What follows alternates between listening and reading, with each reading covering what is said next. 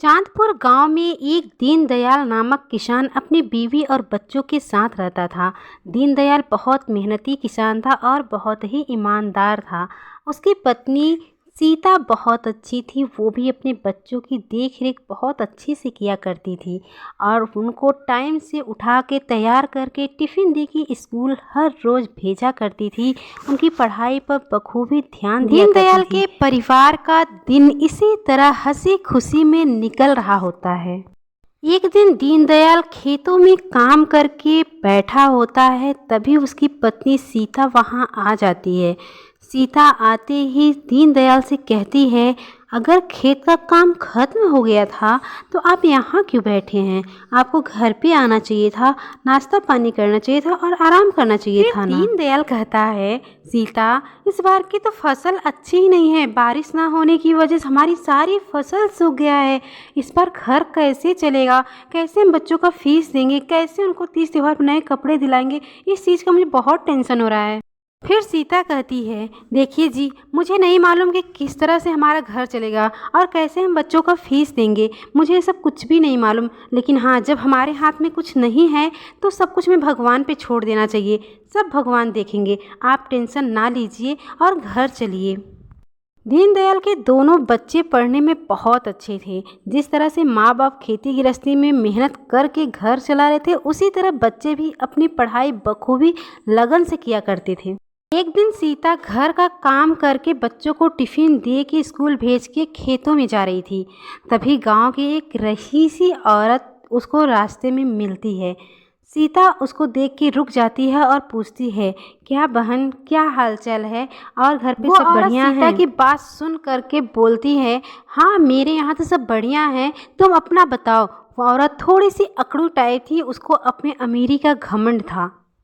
फिर सीता बड़े प्यार से जवाब देती है, हाँ बहन, मेरे यहाँ भी सब बढ़िया हैं, अच्छे हैं, बच्चे भी खा पी के स्कूल गए हैं, ये भी खेतों में काम कर रहे थे, बस मैं वहीं जा रही हूँ। स्कूल का नाम सुनते ही वो औरत जल भुन जाती है और फिर सीता से कहती है, क्या तुम भी बेवकूफ़ों वाली बात करती हो? लड़कों को पढ़ा रही हो ठीक है, लेकिन क्या लड़की को तुम पढ़ा रही हो? उसको घर गृहस्थी का काम धाम सिखाओ, थोड़ा तुम्हारा भी हाथ बटा लिया करेगी। उस औरत के मुंह से ऐसी बात सुनकर के सीता चौंक जाती है, सोचती है ये इतनी पढ़ी लिखी होकर के ऐसी बात कर रही हैं। फिर सीता कहती है, बहन, कैसा लड़का और कैसी लड़की, पढ़ाई पर तो दोनों का सेम अधिकार होता है। फिर वो जाने का बहाना ढूंढने लगती है और कहती है, बहन ठीक है, मैं चलती हूँ, मुझे खेत में भी बहुत काम है। वो इतना कह के वहाँ से निकल जाती है। आज दीनदयाल की बेटी रिया पूरे 12 साल की हो गई है।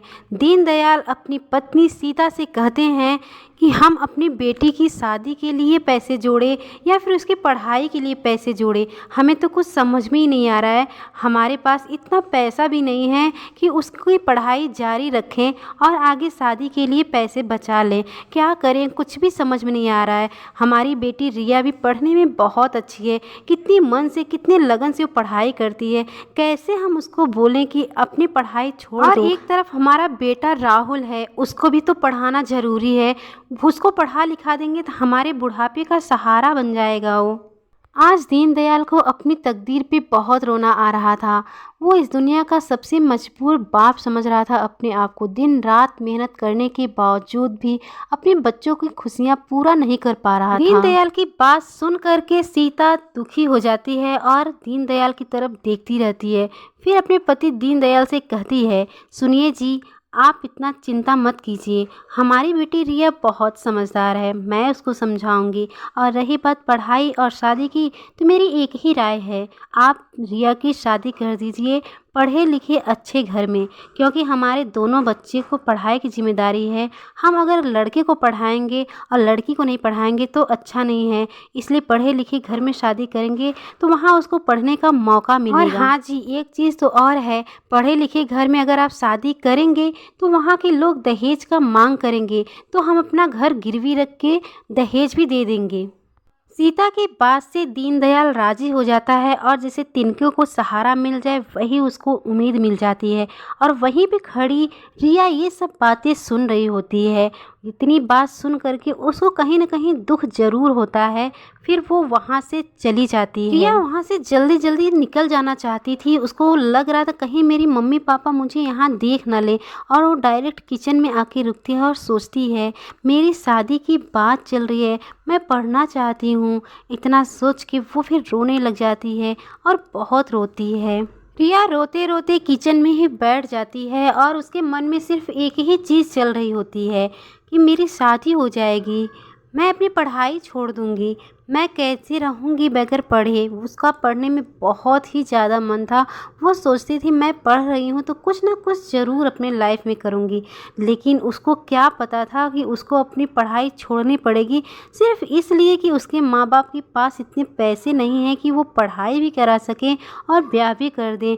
उसको तो लग रहा था कि मेरी ब्याह ना करें, सिर्फ मुझे पढ़ा लिखा दें। रिया का ध्यान उसके पापा की तरफ जाता है और रिया सोचती है यदि मेरी शादी हो जाएगी तो फिर मेरे भाई सिर्फ रहेगा और मेरे पापा भाई को अच्छे से पढ़ा देंगे, सिर्फ भाई की जिम्मेदारी रहेगी। भाई अगर कुछ करने लगेगा तो मेरे माँ और पापा की बुढ़ापा आराम से गुजर जाएगा। रिया शादी के लिए रेडी हो जाती है। आखिरकार वो दिन आ ही गया जब रिया की शादी हो जाती है और रिया की विदाई का टाइम भी हो गया था। रिया अपनी माँ के गले लग के खूब रो रही होती है और वो बहुत ही ज़्यादा रो रही होती है। रिया को समझाते हुए इसकी माँ कहती है बेटा, मुझे मालूम है कि हम लोगों ने तुम्हारी इच्छाएं पूरी नहीं कर सके, तुम्हारी पढ़ाई का बहुत इच्छा था लेकिन तुम पढ़ न सकी, इसके लिए हमें माफ़ कर देना बेटा। भगवान हमारी ऐसी स्थिति नहीं बनाए जिसकी वजह से हम दोनों बच्चों को पढ़ा सके। इस चीज़ का हमें बहुत पछतावा है और ज़िंदगी भर रहेगा। रिया अपनी माँ के मुंह से ऐसी बात सुन कर के भफक पड़ती है और कहती है माँ ऐसा कुछ नहीं है, आपने मुझे जन्म दिया, पाल पोस के इतना बड़ा किया, जिस घर में अच्छा खासा है वहाँ की लड़कियाँ नहीं पढ़ सकी, मैं तो कुछ इतना पढ़ भी ली। अब मेरी लाइफ में मेरी ज़िंदगी में अगर मेरी तकदीर में पढ़ना लिखा होगा तो मैं ज़रूर पढ़ूँगी। मुझे उस लायक आप बना दिए हैं कि मैं आगे भी पढ़ सकूं। माँ आप लोगों ने तो मेरे लिए अच्छा खासा पढ़ा लिखा घर भी ढूंढ दिया है, अब रही मेरी तकदीर का खेल, देखिए मेरी तकदीर में क्या लिखा होगा। इतनी बात सुन करके रिया की माँ रिया को गले से लगा लेती है। आज रिया को ससुराल पूरे 6 महीने हो गए हैं और रिया किचन में खड़ी होकर खाना बना रही होती है। बर्तन धोना, झाड़ू पोछा करना, बस उसकी लाइफ में अब यही चल रहा था। और वो खाना बनाते, बर्तन धोते, झाड़ू पोछा करते सिर्फ एक ही चीज़ सोचती है क्या मैं आगे पढ़ पाऊँगी। अभी भी उसकी पढ़ाई की जो इच्छाएं थी अभी भी उसकी ख़त्म नहीं हुई थी, वो पढ़ने की पूरी उम्मीद ली हुई थी। झाड़ू पोछा कर रही हो, किचन में काम कर रही हो या फिर बर्तन धो रही, लेकिन उसका ध्यान पूरा अभी भी पढ़ाई पे ही लगा रहता है कि मुझे कब मौका मिलेगा, कब मैं अपनी इच्छाएं पूरी करूंगी।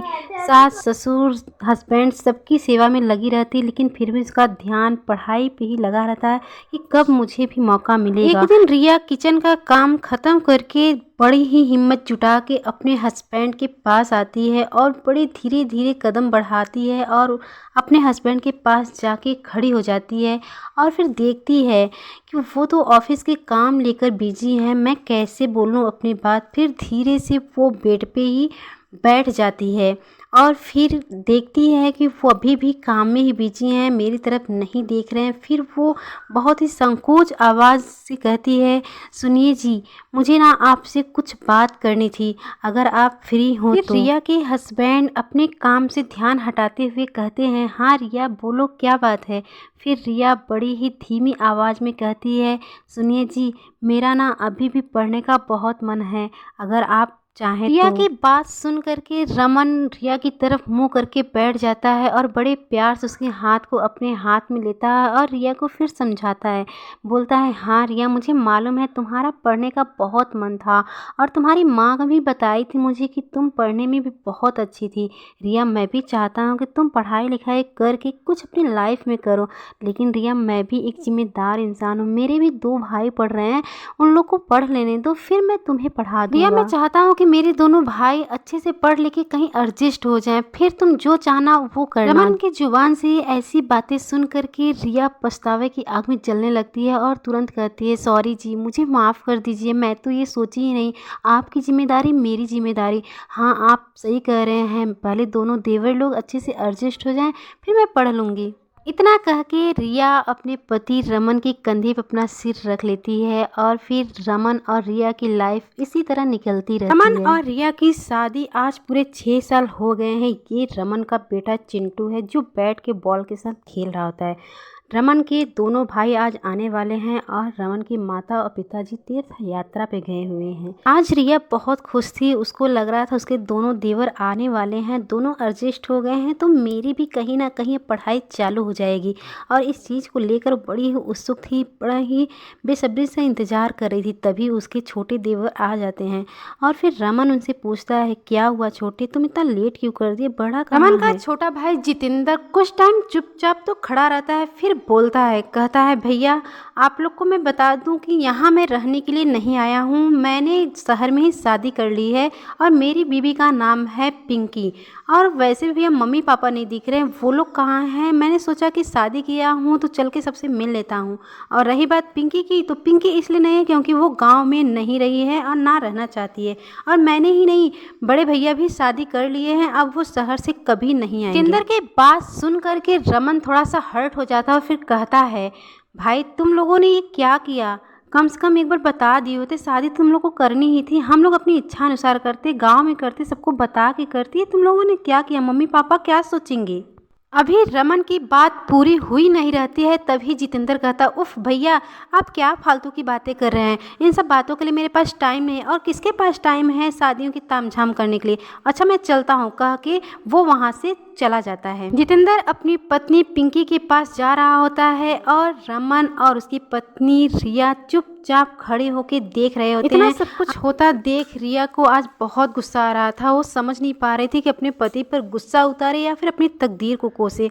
तब पर भी वो अपने पति से बोलती है, देख लिया आपने, मुझे पढ़ाया होता कम से कम। रिया की बात खत्म नहीं हुई रहती है तभी रमन बोलता है, हाँ रिया तुम सही कह रही हो, सच में मैंने बहुत बड़ी गलती कर दी। मुझे नहीं मालूम था कि मेरे भाई लोग मुझे इस तरह से धोखा देंगे। काश कि मैं तुम्हें पढ़ाया होता, कम से कम तुम्हारी इच्छा पूरी किया होता। मैं जिम्मेदारी की बोझ के तले अपनी इच्छा तो मैं कभी पूरा कर न सका, कम से कम मैं तुम्हारी ही इच्छा पूरा किया होता। रमन को पछतावे की आग में जलता देख रिया का दिल पिघल जाता है और वो बोलती है, मुझे माफ़ कर दीजिए जी, शायद मैं गुस्से में कुछ ज़्यादा बोल दी। आपने तो बहुत सी इच्छाएं पूरी की है, एक पत्नी को जो चाहिए वो सब दिया है। आपने मुझे भरपूर प्यार दिया है, आपने अपने बड़े भाई होने का फ़र्ज़ निभाया है। अब आपके छोटे भाई अपने फ़र्ज़ से मुंह मोड़ रहे हैं तो इसमें आपकी कोई गलती नहीं है। और रही बात मेरी पढ़ाई की, तो शायद वो मेरे तकदीर में था ही नहीं। रिया की बात सुन करके रमन का दिल भर आता है और उसे वो तुरंत अपने गले लगा लेता है। आज उसे अपनी पत्नी कहने में उसे बहुत गर्व महसूस हो रहा था। हर रोज की तरह फिर रिया घर के कामों में लग जाती है, खाना बनाना, बर्तन धोना, झाड़ू पोछा करना, सब काम में लग जाती है और अपनी इच्छाओं को त्याग देती है। वो समझ गई थी कि उसके तकदीर में पढ़ाई जैसी कोई चीज़ ही नहीं था, बस हाँ एक सपना था जो आया और चला गया।